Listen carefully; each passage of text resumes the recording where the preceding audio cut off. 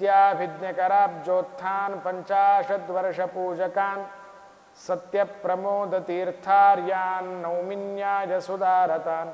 ಶ್ರೀಮದಾನಂದ ತೀರ್ಥ ಭಗವತ್ಪಾದಾಚಾರ್ಯರು ಎಲ್ಲ ಕಷ್ಟಗಳನ್ನು ಕಳೆಯುವಂತಹ ಮಂತ್ರ, ಎಲ್ಲ ಕಷ್ಟಗಳಿಗೆ ಉತ್ತರವಾಗಿ ಔಷಧದಂತೆ ಇರುವಂತಹ ಪರಿಹಾರ ಮಾಡುವ ಒಂದು ಸ್ತೋತ್ರ ಅಂತಂತ ನಮಗೆ ತಿಳಿಸಿಕೊಡುವಂತಹದ್ದು ವಿಷ್ಣು ಸಹಸ್ರನಾಮ.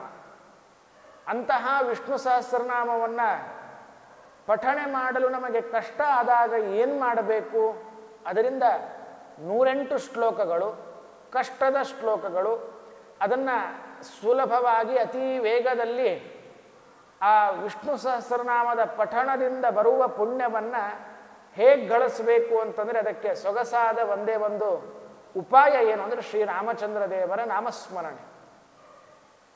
ಸಾಕ್ಷಾತ್ ಪಾರ್ವತೀ ದೇವಿ ಮಹಾರುದ್ರ ದೇವರಿಗೆ ಕೇಳ್ತಾಳೆ, ಎಲ್ಲಕ್ಕಿಂತಲೂ ಉತ್ತಮವಾದ ನಾಮ, ಸಹಸ್ರನಾಮದ ಪಾರಾಯಣ ಮಾಡಿದ ಫಲ ಸ್ತ್ರೀಯರಿಗೆ ಬರಬೇಕಾದರೆ ಏನು ಮಾಡಬೇಕು? ಆಗ ಸಾಕ್ಷಾತ್ ಪಾರ್ವತೀ ದೇವಿ ಮಾಡಿರುವ ಪ್ರಶ್ನೆಗೆ ಮಹಾರುದ್ರ ದೇವರು ಉತ್ತರವನ್ನು ಕೊಡ್ತಾರೆ. ಶ್ರೀರಾಮ ರಾಮ ರಾಮೇತಿ ರಮೇ ರಾಮೇ ಮನೋರಮೆ ಸಹಸ್ರನಾಮ ತತ್ತುಲ್ಯಂ. ಅಲ್ಲಿ ಬರುವಂತಹ ಸಹಸ್ರನಾಮ ಅಂದರೆ ವಿಷ್ಣು ಸಹಸ್ರನಾಮ, ಸಮಗ್ರವಾಗಿರುವಂತಹ ವಿಷ್ಣು ಸಹಸ್ರನಾಮಕ್ಕೆ ಈ ಶ್ಲೋಕ ರಾಮಚಂದ್ರ ದೇವರ ನಾಮ ಇದೊಂದು ನಾಮ ಸಾಕು. ಅದಕ್ಕೆ ಪಠಣ ಮಾಡುವುದರಿಂದ, ಅದನ್ನು ಸ್ತೋತ್ರದ ಪಾರಾಯಣ ಮಾಡುವುದರಿಂದ ಏನೊಂದು ಪುಣ್ಯ ಬರಬೇಕೋ ಆ ಎಲ್ಲ ಪುಣ್ಯವೂ ಕೂಡ ಸಂಪೂರ್ಣವಾಗಿರತಕ್ಕಂತಹ ಸಮಗ್ರವಾದ ಫಲವನ್ನು ಶ್ರೀರಾಮಾಯ ನಮಃ, ಆ ಶ್ರೀರಾಮಾಯ ನಮಃ ಅಂತನ್ನುವಂತಹ ಒಂದು ನಾಮ ನಮಗೆ ಪಠಣ ಮಾಡುವುದರಿಂದ ಪುಣ್ಯ ಬರುತ್ತೆ. ಅದಕ್ಕೆ ಎಲ್ಲ ಕಡೆಗೆ ಪ್ರಚಲಿತದಲ್ಲಿ ನಾವು ನೋಡ್ತೇವೆ ಈ ಒಂದು ಶ್ಲೋಕ, ಶ್ರೀರಾಮ ರಾಮ ರಾಮೇತಿ ರಮೇ ರಾಮೇ ಮನೋರಮೆ ಸಹಸ್ರನಾಮ ತತ್ತುಲ್ಯಂ ರಾಮನಾಮ ವರಾನನೆ ಈ ಅನ್ನುವ ಶ್ಲೋಕವನ್ನು ಪಠನೆ ಮಾಡ್ತೇವೆ. ಈ ಪುಣ್ಯ ನಮಗೆ ಕಣ್ಣಿಗೆ ಕಾಣದೇ ಇರುವಂತಹ ವಸ್ತು, ಪಾಪ ಕಣ್ಣಿಗೆ ಕಾಣದೇ ಇರುವಂತಹ ವಸ್ತು. ಕಣ್ಣಿಗೆ ಕಾಣೋದಿಲ್ಲ ಅಂದ ಮಾತ್ರಕ್ಕೆ ನಂಬಿಕೆ ಇಡೋದು ಕಷ್ಟ ನಮಗಾದೀತು, ಆದರೆ ನಂಬಲೇಬೇಕು, ಅನಿವಾರ್ಯವಾಗಿರುವಂಥದ್ದು. ಕಾರಣ, ನನಗೆ ಇಷ್ಟು ವೈಭವದ ಮನೆ ದೇವರು ಕೊಟ್ಟಿದ್ದಾನೆ, ಸಡಗರದಿಂದ ಸಂತೋಷದಿಂದ ಆನಂದದಿಂದ ನೆಮ್ಮದಿಯಿಂದ ಇರ್ತೇವೆ, ಜೊತೆಗೆ ಅಷ್ಟೇ ಅಲ್ಲದೇನೆ ಅತಿ ಸಂತೋಷದಿಂದ ಊಟವನ್ನು ಮಾಡ್ತೇವೆ. ಇವತ್ತೇನಿಲ್ಲ, ಊಟಕ್ಕೆ ಕೂತ್ಕೋಬೇಕಾದಾಗ ಅದನ್ನು ತಿನ್ನೋದು ಬೇಡ, ಇದನ್ನು ತಿನ್ನಬೇಡಿ, ಸಕ್ಕರೆ ರೋಗ ಇದೆ, BP ಇದೆ, ಹೀಗೆಲ್ಲ ಅದನ್ನು ಬೇಡ ಇದನ್ನು ಬೇಡ ಅಂತ ಪಕ್ಕದಲ್ಲಿ ಎತ್ತಿಟ್ಟು ಕೇವಲ ಗಂಜಿಯನ್ನು ರೊಟ್ಟಿಯನ್ನು ಮಾತ್ರ ತಿನ್ನುವಂತಹ ಸಂಭ್ರಮ. ಅದು ಕೂಡ ಹೊಟ್ಟೆ ತುಂಬೋ ಹಾಗೆ ತಿನ್ನೋ ಹಾಗಿಲ್ಲ, ಲಿಮಿಟಾಗಿ ತಿನ್ನಬೇಕು. ಆಯಾ ಕಾಲಕ್ಕೆ 2 ಗಂಟೆ 3 ಗಂಟೆಗೊಮ್ಮೆ ಸ್ವಲ್ಪ ತಿಂತಾ ಇರಬೇಕು. ಈ ಅವಸ್ಥೆಗೆ ಬಂದು ತಲುಪಿದೆ. ಆದರೆ ತಿನ್ನೋ ಪದಾರ್ಥದಲ್ಲಿ ಇತಿಮಿತಿ ಇಲ್ಲದೇನೆ ಸಮೃದ್ಧವಾಗಿ ತಿಂದು ಯಾವ ತೊಂದರೆ ಅನಾರೋಗ್ಯಕ್ಕೆ ಒಳಗಾಗದೇನೆ ಆರೋಗ್ಯವಂತನಾಗಿದ್ದೇನೆ ಅಂತಂದರೆ ಇದು ದೇವರ ದಯೆ, ನಾನು ಮಾಡಿರುವಂತಹ ಪೂರ್ವ ಪುಣ್ಯ ಅಂತನ್ನೋದನ್ನು ಭಾವಿಸಬೇಕು. ಯಾಕಂದರೆ ಇಷ್ಟು ಚೆನ್ನಾಗಿ ವೈಭವದ ಜೀವನ ನಡೆಸ್ತಾ ಇದ್ದೇನೆ, ಅದು ಪುಣ್ಯ ಕಾರಣ ಅಲ್ಲದೇನೆ, ದೇವರ ದಯೆಯ ಕಾರಣ ಅಲ್ಲದೇನೆ ಮತ್ತೆ ಏನೂ ಅಲ್ಲ. ಯಾಕೆಂದರೆ ಕಣ್ಣಿಗೆ ಬೀಜ ಕಾಣಿಸ್ತಾ ಇಲ್ಲ, ನಮಗೆ ಮಾವಿನ ಗಿಡ ಮಾತ್ರ ಕಾಣಿಸ್ತಾ ಇದೆ. ಆ ಮಾವಿನ ಗಿಡವನ್ನು ನೋಡಿ, ಹಣ್ಣನ್ನು ನೋಡಿ, ಕೆಳಗೆ ಇರುವ ಬೀಜವೂ ಕೂಡ ಮಾವಿನದೇ ಹೊರತು ಬೇವಿನ ಬೀಜವಲ್ಲ ಅಂತನ್ನೋದು ನಾವು ಹೇಗೆ ಕಲ್ಪನೆ ಮಾಡ್ಕೋತೇವೆ, ಹೇಗೆ ಊಹೆಯನ್ನು ಮಾಡ್ತೇವೆ, ಹಾಗೆ ನನ್ನ ಸುಂದರವಾದ ಜೀವನ, ವೈಭವದ ಜೀವನ, ತೃಪ್ತಿಯಿಂದ ಇರುವ ಜೀವನವನ್ನು ನೋಡಿ ನಾವು ಕಲ್ಪನೆ ಮಾಡ್ಕೋಬೇಕು, ನಮ್ಮದು ಪುಣ್ಯ ಇದೆ. ಏನಾದರೂ ಕಷ್ಟ ತೊಂದರೆಗಳು ಅನರ್ಥಗಳಾಯಿತು ಅಂದರೆ ನಾನು ಮಾಡಿದ ಪಾಪಗಳು ನನಗೆ ಈಗ ತೊಂದರೆಯನ್ನು ಮಾಡ್ತಾ ಇದೆ. ಆದ್ದರಿಂದಾಗಿ ಆ ಪಾಪಗಳನ್ನು ಕಳೆದು ಇಷ್ಟಾರ್ಥಗಳನ್ನು ಪೂರ್ಣ ಮಾಡುವ ಅತ್ಯಲ್ಪ ಸಮಯದಲ್ಲಿ ಹೆಚ್ಚಾದ ಪುಣ್ಯವನ್ನು ನಮಗೆ ತಂದು ಕೊಡುವಂಥದ್ದು ಅಂದರೆ ಶ್ರೀರಾಮಚಂದ್ರ ದೇವರ ನಾಮಸ್ಮರಣೆ. ಅದನ್ನೇ ಪಾರ್ವತೀ ದೇವಿಯರಿಗೆ ಸಾಕ್ಷಾತ್ ಮಹಾರುದ್ರ ದೇವರು ಉಪದೇಶವನ್ನು ಮಾಡ್ತಾರೆ. ಈ ನಾಮ ಒಂದೇ ಸಾಕಮ್ಮ, ಸಹಸ್ರನಾಮ ತತ್ತುಲ್ಯಂ. ವಿಷ್ಣು ಸಹಸ್ರನಾಮದ 1000 ನಾಮದ ಉಚ್ಚಾರಣೆ ಮಾಡುವುದರಿಂದ ಸಂಪೂರ್ಣವಾದ ಫಲ ನಮಗೆ ಈ ರಾಮಚಂದ್ರ ದೇವರ ನಾಮಸ್ಮರಣೆಯಿಂದ ಬರುತ್ತೆ ಅಂತನ್ನುವುದನ್ನು ಪಾರ್ವತೀ ದೇವಿಯರಿಗೆ ಆದೇಶವನ್ನು ಮಾಡ್ತಾರೆ. ಮಹಾರುದ್ರ ದೇವರು ಉಪದೇಶವನ್ನು ಕೊಡ್ತಾರೆ. ಅದರಂತೆ ಅವರೂ ಕೂಡ ಸದಾ ಕಾಲದಲ್ಲಿ ರಾಮಚಂದ್ರ ದೇವರ ನಾಮಸ್ಮರಣೆಯನ್ನು ಮಾಡ್ತಾರೆ. ಹೀಗಾಗಿ ಈ ವರ್ಷದ ಪ್ರತಿ ವರ್ಷದ ಮೊದಲನೇ ಹಬ್ಬವೇ ಪ್ರಾರಂಭದ ದಿನದ ಉಗಾದಿಯಿಂದ ಪ್ರಾರಂಭವನ್ನು ಮಾಡಿಕೊಂಡು ರಾಮನವಮಿಯವರೆಗೂ ಕೂಡ ರಾಮಚಂದ್ರ ದೇವರ ಕುರಿತಾಗಿ ಮಾಡುವಂತಹ ಒಂದು ಉತ್ಸವ ರಾಮನವರಾತ್ರೋತ್ಸವ ಅಂಥೇಳಿ ಅನೇಕ ದೇಶ ಪ್ರಾಂತಗಳಲ್ಲಿ ಅಲ್ಲಲ್ಲಿ ವೈಭವದಿಂದ ನಡೆಯುವಂತಹ ಇದೊಂದು ಅತ್ಯಂತ ಅದ್ಭುತವಾಗಿರುವಂತಹ ಇದೊಂದು ಉತ್ಸವ. ಚೈತ್ರ ಮಾಸ ಶುಕ್ಲ ಪಕ್ಷ ಪ್ರತಿಪದ್ ದಿವಸದಿಂದ ಹಿಡಿದುಕೊಂಡು ರಾಮನವಮಿಯ ತನಕ ಕೂಡ 9 ದಿನಗಳ ಕಾಲ ರಾಮೋತ್ಸವವನ್ನು ಆಚರಣೆಯನ್ನು ಮಾಡಬೇಕು. ಯಥಾಶಕ್ತಿ ಯಥಾ ವೈಭವದಿಂದ ನಾವು ಆಚರಣೆಯನ್ನು ಮಾಡಬೇಕು ಅಂತನ್ನುವುದನ್ನು ತಿಳಿದುಕೊಳ್ಳಬೇಕಾಗಿರುವಂತಹ ಸಂಗತಿ. ಈ ರಾಮಚಂದ್ರ ದೇವರ ಉತ್ಸವವನ್ನು ನಾನಾ ರೀತಿಯಿಂದ ನಾನಾ ದೇಶಗಳಲ್ಲಿ ನಾನಾ ಜನಾಂಗ ಒಂದೊಂದು ವಿಧವಾಗಿ ವೈಭವದಿಂದ ಆಚರಣೆಯನ್ನು ಮಾಡ್ತಾರೆ. ಕೊನೆಗೆ ಏನೇ ಇರಲಿ, ಯಾವುದೇ ಜನಾಂಗದವರಲ್ಲಿ ಯಾವುದೇ ಒಂದು ವಿಧಾನ ಇರಲಿ, ಕೊನೆಗೆ ಹೋಗಿ ಸೇರೋದು ವೈಭವದಿಂದ ಆಚರಣೆಯನ್ನು ಮಾಡೋದು ರಾಮಚಂದ್ರ ದೇವರ ಅತ್ಯಂತ ವೈಭವವಾಗಿರತಕ್ಕಂತಹ ಉತ್ಸವವೇ ಹೊರತು ಬೇರೆ ಏನೂ ಇಲ್ಲ. ಅದರಲ್ಲಿ ಒಂದು ವಿಭಾಗವನ್ನು ಒಂದು ವಿಧಾನವನ್ನು ತಿಳಿದುಕೊಳ್ಳಿಕ್ಕೆ ಪ್ರಯತ್ನವನ್ನು ಮಾಡೋಣ. ಆದಷ್ಟು ರಾಮಚಂದ್ರ ದೇವರ ಮನೆಯಲ್ಲಿ ಪ್ರತಿಮೆ ಇದ್ದರೆ ಅದಕ್ಕೆ ವಿಶೇಷವಾಗಿ ಪಂಚಾಮೃತದ ಅಭಿಷೇಕವನ್ನು ಮಾಡಬೇಕಾಗಿರುವಂಥದ್ದು. ಹೇಗೆ ನಮ್ಮ ಮನೆಯಲ್ಲಿ ನಮ್ಮ ಮಕ್ಕಳಿಗೆ ಹೊಸ ಬಟ್ಟೆಯನ್ನು ಹಾಕಿ ಸಂತೋಷ ಪಡ್ತೇವೆ, ಅವರು ಇರುವಾಗ ಏನೋ ಒಂದು ಸಿಹಿಯಾದ ತಿಂಡಿಯನ್ನು ಮಾಡಿ, ಇವತ್ತು ಕೇಕನ್ನು ಕಟ್ ಮಾಡ್ತಾರೆ, ಸಿಹಿಯಾದ ತಿಂಡಿಯನ್ನು ಮಾಡಿ ಹಂಚಿ ಸಂತೋಷವನ್ನು ನಾವು ಸಡಗರವನ್ನು ಹೇಗೆ ಸೆಲಿಬ್ರೇಟ್ ಮಾಡ್ತೇವೆ, ಹಂಚಿಕೊಳ್ತೇವೆ, ಹಾಗೆ ಅದೇ ರೀತಿಯಾಗೆಲ್ಲ ಅದಕ್ಕಿಂತಲೂ ಹೆಚ್ಚಿನ ಮಟ್ಟದಲ್ಲಿ ರಾಮಚಂದ್ರ ದೇವರು ಹುಟ್ಟಿದ ದಿವಸ, ಅದಕ್ಕಾಗಿ ಅಷ್ಟೇ ವೈಭವದಿಂದ ರಾಮಚಂದ್ರ ದೇವರಿಗೆ ತಂದು ಕೇಕ್ ಕಟ್ ಮಾಡೋ ಹಾಗಿಲ್ಲ.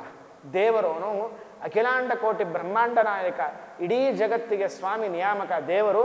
ಅವನಿಗೆ ನಮ್ಮ ಯಥಾಶಕ್ತಿಯಾಗಿ ಭಕ್ತಿಯಿಂದ ನನಗೆ ಏನು ದೇವರು ಪದಾರ್ಥವನ್ನು ಕೊಟ್ಟಿದ್ದಾನೆಯೋ ಅದನ್ನು ದೇವರಿಗೆ ಸಮರ್ಪಣೆಯನ್ನು ಮಾಡಿ ಕೃಷ್ಣಾರ್ಪಣ ಮಸ್ತು ಒಂದು 4 ಜನ ಸಡಗ ಸಂಭ್ರಮದಿಂದ ಆ ಉತ್ಸವವನ್ನು ಆಚರಣೆ ಮಾಡ್ತಾ ಬಂಧು ಬಾಂಧವರಿಂದ ಸೇರಿಕೊಂಡು 4 ಜನ ಮುತ್ತೈದೆಗಳಿಗೆ, ಅತಿಥಿಗಳಿಗೆ, ಅಭ್ಯಾಗತರಿಗೆ ಊಟಕ್ಕೆ ಹಾಗೆ ಕೃಷ್ಣಾರ್ಪಣ ಮಸ್ತು, ಶ್ರೀರಾಮಚಂದ್ರ ನಿನ್ನ ಜನ್ಮದಿನದ ಉತ್ಸವಕ್ಕಾಗಿ ಇಷ್ಟು ನಾನು ಅನ್ನ ಸಂತರ್ಪಣೆಯನ್ನು ಮಾಡಿದೆ, ಈ ಒಂದು ಉತ್ಸವವನ್ನು ಮಾಡಿದೆ, ಈ ಒಂದು ಪುಣ್ಯವನ್ನು ನಿನಗೆ ಸಮರ್ಪಣೆ ಮಾಡ್ತಾ ಇದ್ದೇನೆ ಅಂತನ್ನುವುದನ್ನು ನಾವು ಮಾಡಬೇಕಾಗಿರುವಂಥದ್ದು. ವಿಶೇಷವಾಗಿ ಯಾರ ಮನೆಯಲ್ಲಿ ರಾಮಚಂದ್ರ ದೇವರ ಪ್ರತಿಮೆ ಇರುವುದಿಲ್ಲವೋ ಅದನ್ನು ಅತ್ಯಂತ ಸುಂದರವಾಗಿರುವಂತಹ, ನೋಡಿದರೆ ಸಾಕು ಆ ಭಾವಚಿತ್ರವನ್ನು ನಮಗೆ ಮೋಹ ಹುಟ್ಟಬೇಕು, ಅತೀ ಸುಂದರವಾಗಿದೆ ಅಂತನಬೇಕು. ಏನೋ ವಿಕೃತವಾದದ್ದೋ ಬಣ್ಣ ಸರಿಯಾಗಿರೋದಿಲ್ವೋ ಈ ತರಹದ ಯಾವ ಭಾವಚಿತ್ರಗಳನ್ನು ಫೋಟೋಗಳನ್ನು ಮನೆಯಲ್ಲಿ ಇರಿಸಲೇಬಾರದು. ಯಾವುದೇ ದೇವರ ಪ್ರತಿಮೆ ಫೋಟೋ ಇರಲಿ ಅಥವಾ ಭಾವಚಿತ್ರವಿರಲಿ ಅತೀ ಸುಂದರವಾಗಿರಬೇಕು. ನಗುಮುಖದ ಭಾವಚಿತ್ರ ಇರಬೇಕು, ನಗುಮುಖದ ಭಾವಚಿತ್ರ ಇರಲಿ, ಹಸನ್ಮುಖಿಯಾದ ಭಾವಚಿತ್ರ ಇರಬೇಕು. ಯಾಕಂದರೆ ದೇವರು ನನ್ನನ್ನು ಸಂತೋಷದಿಂದ ನೋಡ್ತಾ ಇದ್ದಾನೆ, ಗುರುಗಳು ನನ್ನನ್ನು ಸಂತೋಷದಿಂದ ನೋಡ್ತಾ ಇದ್ದಾರೆ, ಬಂದ ಹಿರಿಯರು, ಮನೆಯಲ್ಲಿ ಹಿರಿಯರ ಭಾವಚಿತ್ರ ಇರುತ್ತೆ, ಆ ಹಿರಿಯರು ನನ್ನನ್ನು ಸಂತೋಷದಿಂದ ನೋಡ್ತಾ ಇದ್ದಾರೆ ಅಂತನ್ನುವ ಆ ಭಾವಚಿತ್ರವನ್ನು ನೋಡಿದ ಕ್ಷಣಕ್ಕೆ ನನ್ನ ಭಾವನೆಗೆ ಬರಬೇಕು. ಹಾಗೆ ನಗುಮುಖದ ದೇವರ ಹಿರಿಯರ ಗುರುಗಳ ಭಾವಚಿತ್ರ ನಮ್ಮ ಮನೆಯಲ್ಲಿ ನಾವು ಇಟ್ಟುಕೊಂಡಿರಬೇಕೇ ವಿನಃ ಅದನ್ನು ಏನೋ ವಿಕೃತವಾದದ್ದು, ಏನೋ ಸಿಟ್ಟಿನ ಕೋಪದಲ್ಲಿರುವ ಆ ಥರದ ಭಾವಚಿತ್ರಗಳನ್ನು ಆದಷ್ಟು ಇಟ್ಟುಕೊಳ್ಳಬಾರದು ಅಂತನ್ನೋದನ್ನು ತಿಳಿದುಕೊಳ್ತಾ, ಹಾಗೆ ಅತೀ ಸುಂದರವಾಗಿರುವಂತಹ ರಾಮಚಂದ್ರ ದೇವರ ಭಾವಚಿತ್ರವನ್ನಿಟ್ಟು ಜೊತೆಗೆ ಪರಿವಾರ ಸಹಿತನಾಗಿ ರಾಮಚಂದ್ರ ದೇವರ ಪೂಜೆ ಮಾಡಬೇಕು. ಆ ಫೋಟೋಲ್ಲಿ ಪ್ರತಿಮೆ ಇದ್ದರಾದರೂ ಕೂಡ ಪಕ್ಕದಲ್ಲಿ ಸೀತೆ, ಇನ್ನೊಂದು ಪಕ್ಕದಲ್ಲಿ ಲಕ್ಷ್ಮಣ ದೇವರು, ಕೆಳಗೆ ಮಂಡೆ ಬಾಗಿ ತಲೆಯನ್ನು ಬಗ್ಗಿಸಿ ಕೈಯನ್ನು ಮುಗಿದ ಹನುಮಂತ ದೇವರ ಸೇವಕ ಭಾವದಿಂದ ನಮಸ್ಕಾರವನ್ನು ಮಾಡ್ತಾ ಇರುವಂತಹ ಆ ಹನುಮಂತ ದೇವರ ಒಂದು ಪರಿಸರ ಪ್ರಾಂಗಣವನ್ನು, ಅದೊಂದು ಪ್ರತಿಮೆಯನ್ನು ಅಥವಾ ಭಾವಚಿತ್ರದಲ್ಲಿ ಅವರೂ ಇರಬೇಕು. ಹೀಗೆ ಪರಿವಾರ ಸಹಿತನಾಗಿ, ಹಿಂದೆ ಶತ್ರುಘ್ನ ಭರತ ಇದ್ದೇ ಇರ್ತಾರೆ, ಅವರ ಜೊತೆಗೆ ಸೇರಿಕೊಂಡು ರಾಮಚಂದ್ರ ದೇವರ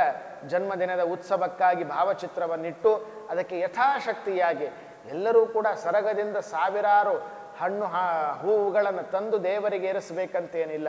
ಯಥಾಶಕ್ತಿ ಶ್ರೀಕೃಷ್ಣ ಪರಮಾತ್ಮ ಹೇಳ್ತಾನೆ ಗೀತೆಯಲ್ಲಿ, ಪತ್ರಂ ಪುಷ್ಪಂ ಫಲಂ ತೋಯಂ, ನೀನು ನನಗೆ ಬಂಗಾರದ ತಟ್ಟೆಯಲ್ಲೇ 64 ಭಕ್ಷ್ಯಗಳನ್ನು ಮಾಡಿ 106 ಸಿಹಿ ತಿಂಡಿಗಳನ್ನು ಮಾಡಿ ಕೃಷ್ಣಾರ್ಪಣಮಸ್ತು ಅಂತನಬೇಕು, ನನಗೆ ಸಮರ್ಪಣೆ ಮಾಡಬೇಕಂತೇನು ನಾನೇನು ಹೇಳ್ತಾ ಇಲ್ಲ.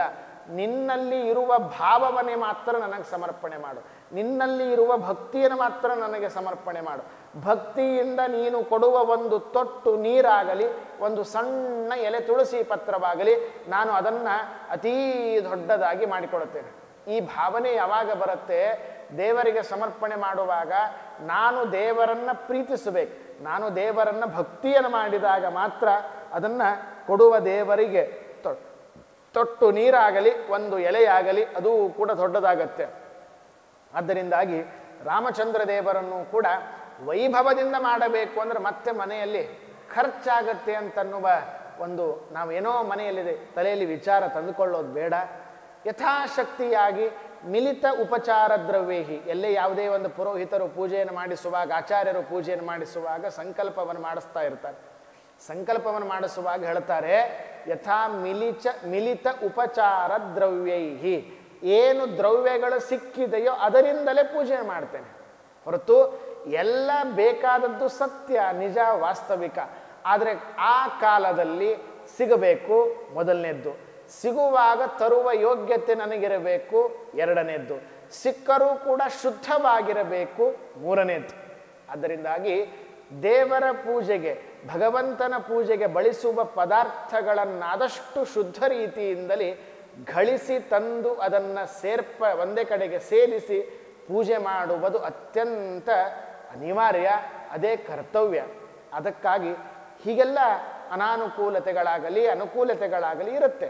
ಅದಕ್ಕೆ ಅನುಗುಣವಾಗಿ ಶುದ್ಧವಾದ ಪರಿಶುದ್ಧವಾದ ದ್ರವ್ಯಗಳನ್ನು ನಾನು ಏನು ನನಗೆ ಸಿಕ್ಕಿದೆಯೋ, ಮಿಲಿತ ಉಪಚಾರ ದ್ರವ್ಯೈಹಿ, ದೇವರಿಗೆ ಬಳಸುವ ಪೂಜೆಗೆ ಉಪಯೋಗ ಆಗುವಂತಹ ಏನೆಲ್ಲ ಸಿಕ್ಕ ಪದಾರ್ಥಗಳನ್ನು ಮಾತ್ರ, ಅದೇ ಬೇಕು ಇದೇ ಬೇಕು. ಮಕ್ಕಳು ಆಟ ಆಡುವಾಗಲಿ ಮಕ್ಕಳು ಹಠ ಹಿಡಿತಾರೆ, ಇದೇ ತಿಂಡಿ ನನಗೆ ಬೇಕು, ಇದನ್ನೇ ಬೇಕು ಅಂತ ಹಠ ಹಿಡಿಯುವಂತೆ ದೇವರ ಹಠ ಹಿಡಿಯುವವನಲ್ಲ. ಏನು ಸಿಗುತ್ತೋ ನೀನು ಕೊಡು, ಆದರೆ ನಾನು ಹಠ ಮಾಡೋದು ಒಂದೇ, ನಿನ್ನ ಭಾವನೆ, ನಿನ್ನ ಮನಸ್ಸು, ನಿನ್ನಲ್ಲಿ ಮಾಡುವ ಶ್ರದ್ಧೆ, ಭಕ್ತಿ, ಇಷ್ಟನ್ನು ಮಾತ್ರ ಹಠ ಮಾಡ್ತೇನೆ.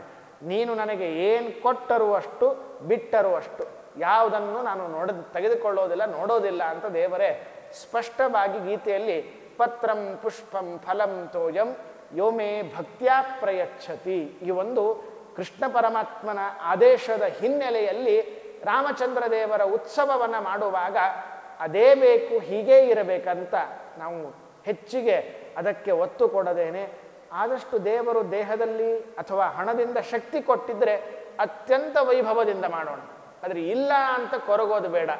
ಇಲ್ಲ ಅಂತ ಕೊರಗದೇನೆ ದೇವರು ನನಗೆಷ್ಟು ಅವಕಾಶ ಕೊಟ್ಟಿರ್ತಾನೋ ಅಷ್ಟರಲ್ಲೇನೆ ವೈಭವದಿಂದ ರಾಮಚಂದ್ರ ದೇವರ ಜನ್ಮದಿನದ ಉತ್ಸವವನ್ನು ಮಾಡುವುದಕ್ಕಾಗಿ ನಾವೆಲ್ಲರೂ ಸೇರಿಕೊಂಡು ಪ್ರಯತ್ನವನ್ನು ಮಾಡಬೇಕು. ವಿಶೇಷವಾಗಿ ಅಂದು ರಾಮದೇವರ ಕುರಿತಾದ ಜಪಗಳು, ಶ್ರೀರಾಮಾಯ ನಮಃ ಶ್ರೀರಾಮಾಯ ನಮಃ ಅಂತನ್ನುವ ನಾಮಸ್ಮರಣೆಯನ್ನು ಎಷ್ಟು ಸಾಧ್ಯವೋ ಅಷ್ಟು ವಿಶೇಷವಾಗಿ ಜಪವನ್ನು ಮಾಡಬೇಕು. ರಾಮಚಂದ್ರ ದೇವರ ಪ್ರತಿಮೆ ಇತ್ತು ಅಂದರೆ ಹೇಗೆ ವೈಭವದಿಂದ ನನ್ನ ಮನೆಯಲ್ಲಿ ಯಾವುದಾದ್ರೂ ಒಂದು ಉತ್ಸವ ನಡೆಯುವಾಗ ತೋರಣವನ್ನು ಕಟ್ಟಿ ಎಷ್ಟು ದೇವರ ಮನೆಯನ್ನು ಎಷ್ಟು ಶೃಂಗಾರಗೊಳಿಸಿರ್ತೇನೆಯೋ ಅದೇ ರೀತಿಯಾಗಿ ಶೃಂಗಾರವನ್ನು ತೋರಣವನ್ನು ಕಟ್ಟಿಟ್ಟು ದೇವರಿಗೆ ವಿಶೇಷವಾಗಿ ನಾವು ಪಂಚಾಮೃತ ಸ್ನಾನವನ್ನು ಮಾಡಿ ಷೋಡಶ ಉಪಚಾರದ ಪೂಜೆಯನ್ನು ಮಾಡಬೇಕು.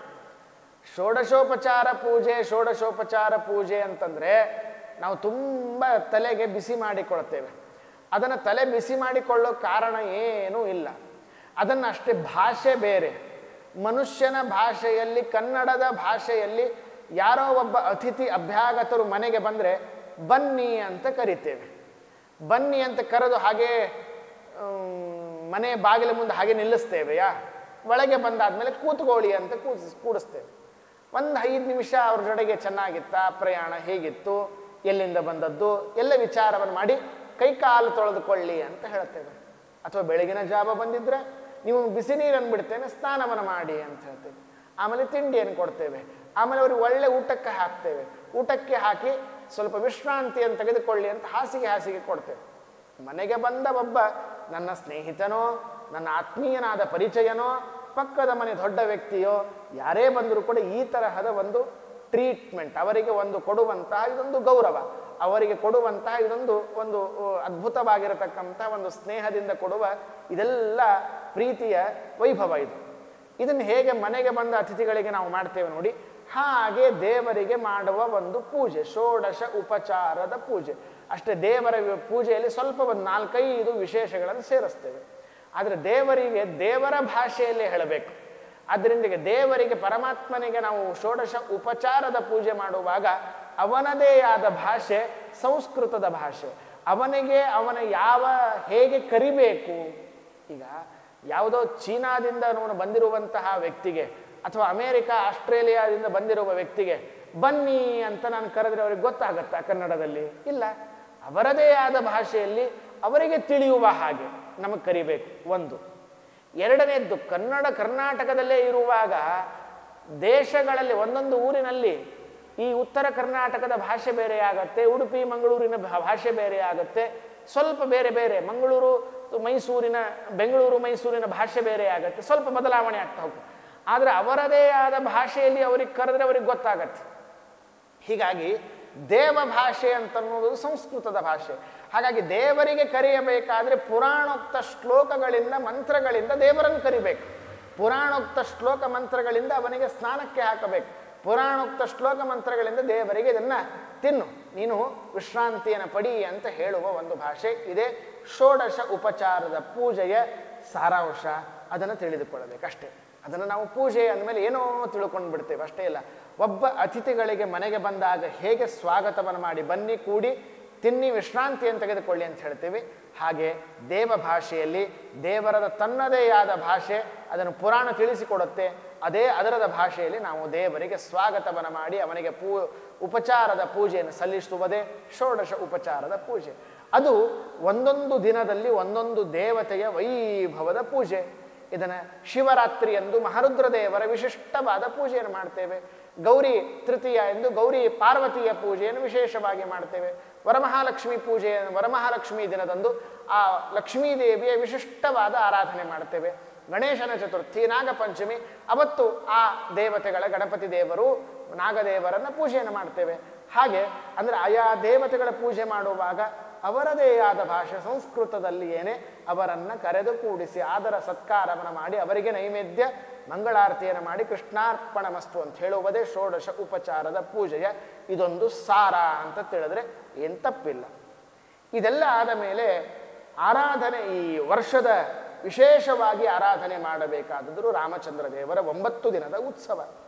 ಆ ಉತ್ಸವದಲ್ಲಿ ನನ್ನ ಯಥಾಶಕ್ತಿಯಾಗಿ ನನಗೆಷ್ಟು ಸಾಧ್ಯವೋ ಆ ಮಟ್ಟದಲ್ಲಿ ವೈಭವದ ಪೂಜೆಯನ್ನು ಮಾಡಬೇಕು. ದೇವರನ್ನು ಮಾಡುವಂತಹ ಸಂದರ್ಭದಲ್ಲಿ ವಿಶೇಷವಾಗಿ ಹೇಗೆ ದೇವರ ಪೂಜೆ ಮಾಡಬೇಕು ಹಾಗೆ ತನ್ನುವುದನ್ನು ಸಂಕ್ಷೇಪವಾಗಿ ತಿಳಿದುಕೊಳ್ಳೋಣ.